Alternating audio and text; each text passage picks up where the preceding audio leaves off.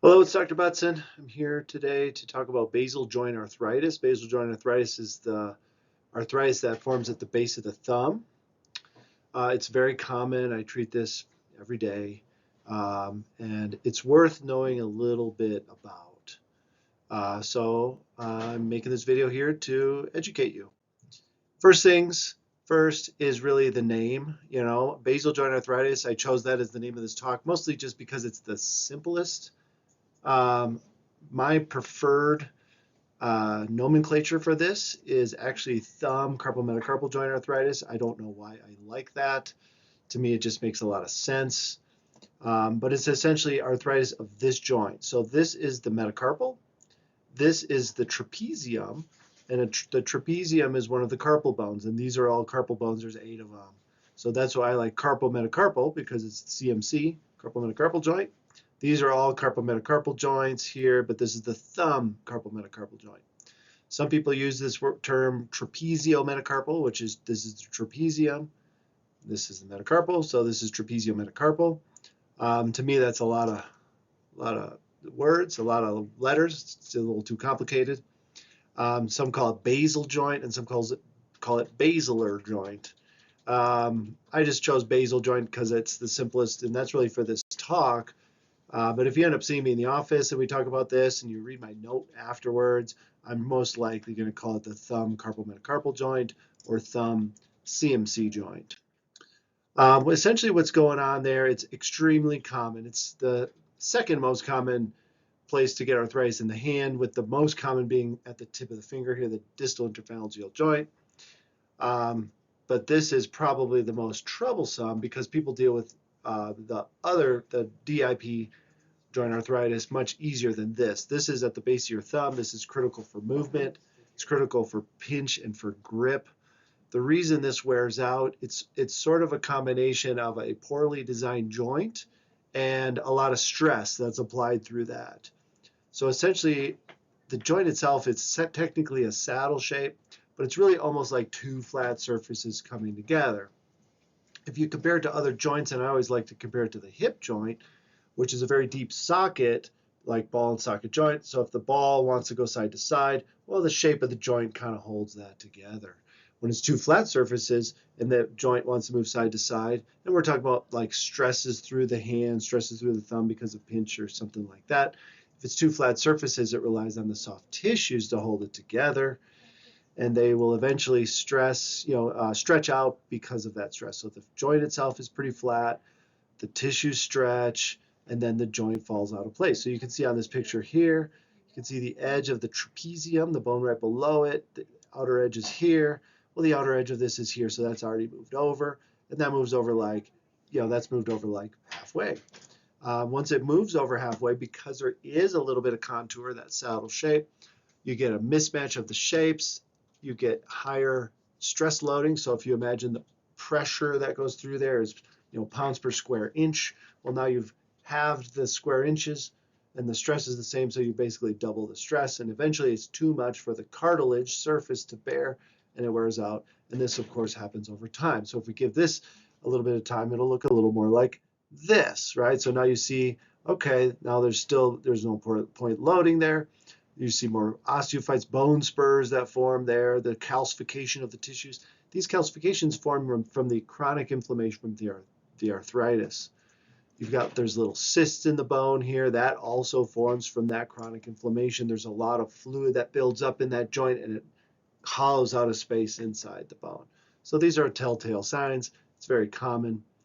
So what do you do about it? At first, you start with simple stuff, right? You modify how you use your hands. You rest, like I always tell people, if there's activities that you could delegate to somebody else, like snow shoveling or weeding in the garden or something like that, see if that, teenager down the street wants to make a few bucks shoveling your snow for you. I think that'd be great. There's also these things that are like functional aids, right? So like for instance, holding onto a small thing like a pen. Well, if you make the pen bigger, it changes how much, just the forces through the thumb and how much pinch strength you need to have to make that, to write that letter or whatever. So there's a lot of this sort of stuff. If you go online, there's a ton of it. Then there's therapy. If you talk to the hand therapists, they definitely have a whole program for thumb CMC arthritis. There's some exercises for strengthening. They know a lot about this sort of thing. They know a lot about this sort of thing, bracing. They just kind of have a lot of experience treating this conservatively, and I would certainly say that that's a good place to early on to start. Pills, it's because arthritis, a lot of the pain is from the inflammation from the arthritis. Taking away some of the inflammation with ibuprofen, with naproxen, which is Aleve.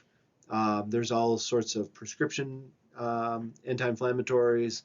I don't typically routinely prescribe true steroids as an anti-inflammatory, but it's an option. The brace, we talk about rest. Well, every time you move your thumb, those surfaces are grinding. So if you're a brace like this, and this is called Comfort Cool, but there's a lot of different brands out there, and I don't really think one's any better than the other. But if you hold it still with a brace, there's going to be less grinding and less pain, right? So those are always a good place to start. Then we get into this one here. This is a fluoroscopic guided cortisone injection or PRP injection. What essentially I do is I have an X-ray machine that I have in the office. Once a month I have a clinic where I just bring people in. If they need this injected, it's always much more accurate with X-ray guidance. And so that's a real popular clinic because you see the needle go in, it's on the picture. You can obviously feel it as the medicine goes in. But that's a good temporary solution. The hope is if we give a cortisone shot, last 6 months or longer. I believe it's safe to give them every 6 months. It's debatable how many you can get, but early on, I think cortisone injections can be helpful. The other thing about cortisone shots, I would say, is if there's ever a way to delay the first shot with more conservative treatments, I would do that, because once you get started with the cortisone shots, it's hard to stop because you get such great pain relief. Now, other injections that I will give is the platelet-rich plasma. This has been shown to be helpful for thumb CMC joint arthritis or basal joint arthritis. It's one of these things that I would say is still experimental, and so it's not covered by insurance. Currently, it's about $1,000. But it can give pain relief. It's never guaranteed. It's like, I don't know, I would say probably about 85% success, meaning it helps 85% of the people, but there's 15% of the people out there it doesn't help. But we can do that in a way that doesn't cause the side effects of the steroid, which is typically a steroid flare reaction. It raises blood sugars in diabetics, and over time with multiple injections, it will weaken the tissue. And that's really where the debate comes with how many injections can I get? We can kind of alleviate that, but there's always a trade-off. This trade-off is, well, it's not 100% successful. But I think that would be a worthwhile thing for some people to try. When it comes to surgery, there's really kind of like two surgery options: the fusion, which is typically the young person. We'll go over that in just a minute. And then the arthroplasty. And arthroplasty really just means joint replacement, but it's a non-implant joint replacement. So we'll go through that here in just a second. So as far as these surgeries, again, let's do that. Fusion, arthroplasty, and then there's these, kind of more cutting edge. But again, anytime you do a cutting edge experimental thing, the predictability and the longevity of the outcome is still yet to be determined. So generally speaking, when we're talking about a young active person, I always imagine like someone in their 30s, they had an accident, 10 years ago that caused this joint to become arthritic, but they're still in their 30s and they're a construction worker or something like that. They need to use their thumb. There's so much pain. Where I say, look, the most durable solution for that person is a fusion. When we look at this, it's not the clearest, but this is the joint we fuse. This is the thumb CMC joint. That's the basal joint. Below that is another joint. This one's called the STT joint, or scaphoid trapezial trapezoid joint. There's some mobility there. But by eliminating this joint completely, by fusing this, we are taking away a decent amount of function. So the trick there is you got to fuse it in a very functional position where they can use their thumb in this kind of way, handling objects, doing things, but they may not make a flat palm because of the way that fusion is. And they may have trouble handling larger diameter objects. But generally speaking, you fuse it in a functional position. And that's very good for young people. When it comes to, by far the most common surgery I do, because this is much more common in older folks who have a somewhat slowed down lifestyle, there's not so much stress on this with pinch and grip. This is my preferred technique here. This is called the trapeziectomy with tightrope. If you look at the evolution of these surgeries, and I might just make a whole nother video about this particular type of surgery, you can see that right here that the trapezium bone is completely missing. And so when we compare this type of surgery to any sort of surgery that uses that keeps the trapezium, the only way to keep the trapezium and replace the joint is with a sort of an implant-based arthroplasty. So that'd be like metal and plastic, kind of like if you looked at a total knee replacement. Well, that's like a metal and plastic version of a knee. Every implant that's been created for this application, like an implant type thing to try to replace the thumb CMC joint or basal joint, has universally failed because there's so much stress and so much motion, and the size of the bone that the implant goes into is too small to support that. And so the implant loosens up and then fails.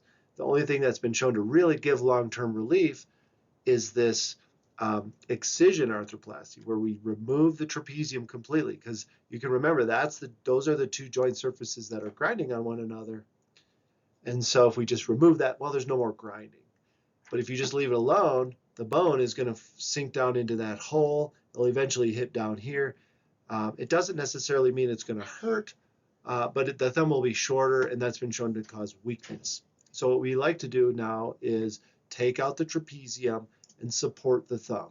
And there's a bunch of different techniques. The original is called the LRTI, the ligament reconstruction tendon interposition, where we actually take one of your tendons from your forearm that goes up past your wrist, and that tendon, the flexor carpi radialis, attaches right here. So we can actually use that tendon, and we can drill a hole here, and we can actually use that to support the thumb. This technique, I've been doing this for 12 years, and currently it's early in 2025. So I've had a lot of success with this. This is called the tightrope, and so you got a little metal button here, a little metal button here, and actually there's a suture that connects. You can actually see this here on this drawing here. There's other newer techniques that use anchors. I'm not opposed to those, but I have had some early failures with those, with the anchors pulling out. So I do feel like this is a bit more stronger, just to provide a little more support and a little more insurance that it's going to support it as it's healing. And so this is my generally preferred technique for this, and I've had good success with that. Now, more cutting edge stuff. Now we're talking about more of that trapeziectomy sparing technique. So this is an example where this is the trapezium, and you can see there's definitely like an artificial defect that's been formed there. So what you can do here, what I do occasionally, and this is really for like that person who doesn't really fit in either of these categories of like an older person whose lifestyle is slowing down, or a younger person who's like a manual laborer. This would be like an old someone who's young, but it's a sports injury, and they just have our thumb arthritis, and they want some relief, but they also really want to continue with sports. And so what you would do is like a resurfacing. So arthroscopically, you excise the end of the trapezium, and that is not that difficult to do. It just creates a little slot there. Then you need to decide exactly how to resurface this. This is where there's a lot of experimentation. Currently, we're not seeing much difference between using the person's actual tendon graft versus allograft, which is cadaver graft. So currently, when I do these, I'll use dermal allograft, which is a very durable patch that I can slide in there. Sometimes I pin it, sometimes I don't, but I can secure that graft in there. The main thing here is we want to support the graft so that it can grow in. And it takes a long time for that graft to grow in, usually about 10 weeks before some of the blood supply has been restored to that. And so we have to bring the patient back real slow back to movement and use. But these have been getting good results. Now the long-term, the longevity of this, the long-term results, difficult to predict. I think that over the next, 20 years, we're going to see some improvements as far as more predictability and exactly what the best graft source is. But currently, the dermal allograft does the trick. After surgery, we got to let this heal. Now, aside from that graft thing that I was just talking about, for the most part, structural healing takes 6 weeks. So if we do the trapeziectomy with the tightrope or we do the fusion, that structural healing takes about 6 weeks. Because if on the third option, if we're talking about the graft, it takes time for the blood supply to be restored, and so that's like an extra month. And so what we do is we start hand therapy very early. We work on range of motion, if you can imagine, especially with that trapeziectomy with tightrope, scar tissue is forming, and that's really the thing that's going to support that thumb. We want that to form in a way that still allows range of motion. So we're going to start moving it while it's healing. We're not going to apply a lot of stress through it. We don't want to overload it, but that early motion is really important. Typically, most people get back to their normal life right around 3 months. But I do believe it takes longer, and in most surgeries, I really honestly think it takes 6 months or even a year to fully recover. But by 3 months, most people are more or less back to normal. So I appreciate you listening all the way to the end here. I really enjoy giving these talks. I'm hopeful that it gives you the information that you're looking for. If you have any ideas about future talks, future videos that I can make, send me an email. You can also text me, the number's right there, and I'll see you for the next one.